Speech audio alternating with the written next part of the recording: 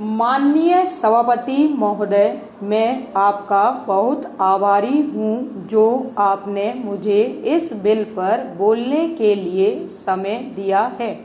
यह जो बिल सहकारिता समिति को एक समिति में भेजने का निश्चय किया गया है, जिस पर कल से बहस हो रही है, उस पर मैं आपके आदेश से कुछ कहना चाहता हूँ। श्रीमान, इस बिल को देखा जाए तो यह समझ में आता है कि यह कोई नया बिल नहीं है, बल्कि जो सन 1912 का कानून है उसी की लाइन पर बनाया गया है और कोई नई बात नहीं रखी गई है। श्रीमान, इसमें सहकारी खेती की बात रखी गई है। अगर यह कहा जाए कि यह कोई नई बात नहीं है तो गलत नहीं होगा।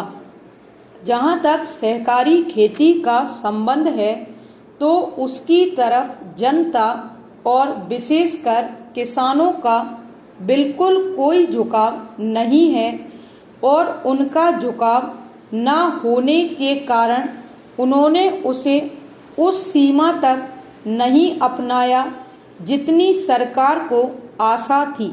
श्रीमान, आपको मालूम है कि नागपुर कांग्रेस में यह प्रस्ताव पास हुआ है कि सहकारी खेती कराई जाए।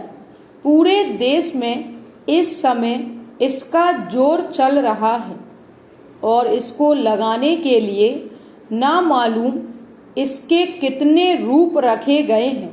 यह कहा गया है कि इसके अंदर कोई जोर नहीं है। अभी एक माननीय सदस्य कह रहे थे कि राजनीतिक पार्टी के लोग यहाँ पर सहकारिता के संबंध में कुछ कहते हैं और बाहर किसानों से कुछ और ही कहते हैं।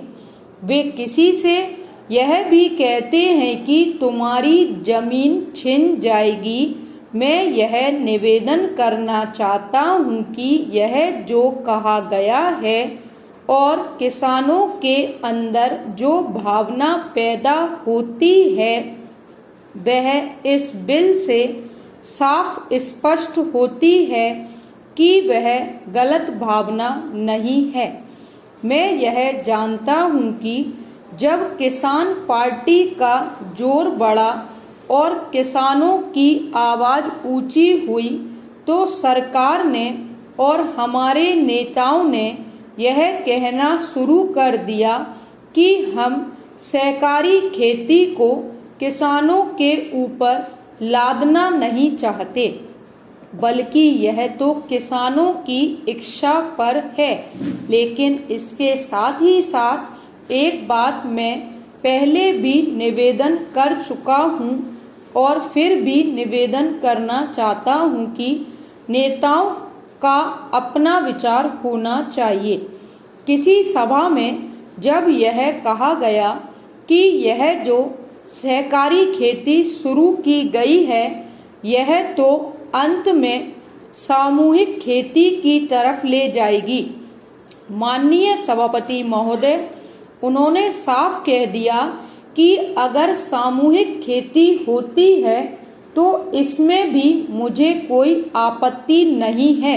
मैं कहना चाहता हूँ कि इस बिल को कहने से देखने से यह साफ स्पष्ट होता है कि उस सहकारी समिति के जितने सदस्य होंगे वह अपनी अपनी जमीन को एक साथ कर लेंगे और अगर समिति से निकालना चाहेंगे तो एक साथ अधिक जमीन उसको नहीं मिल सकती है।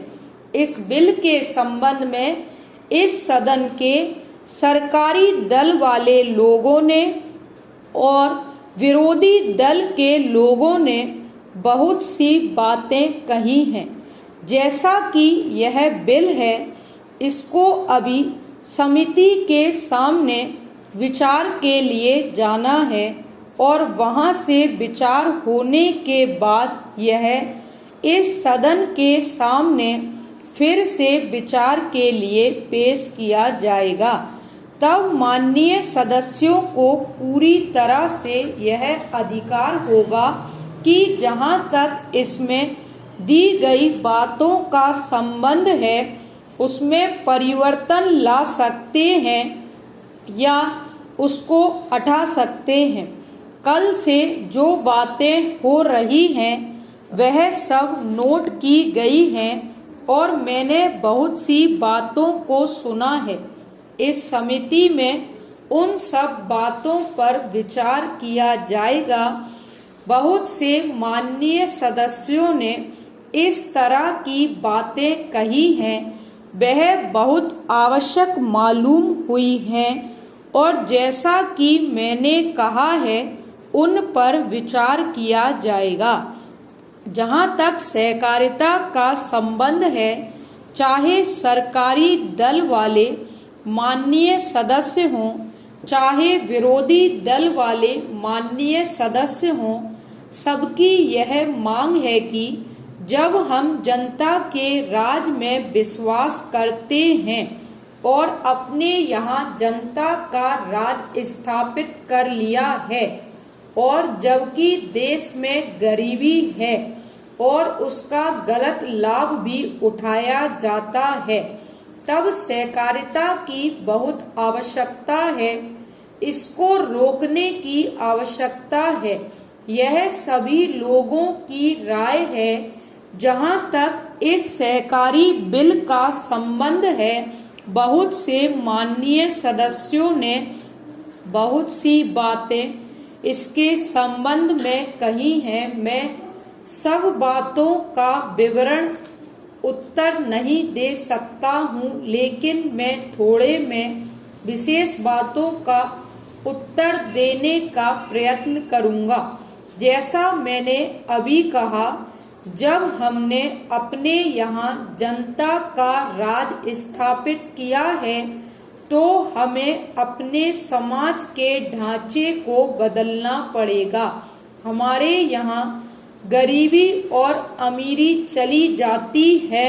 हमारे देश में एक गहरी खाई चली आती है और आज भी समाज में गलत लाभ उठाया जाता है।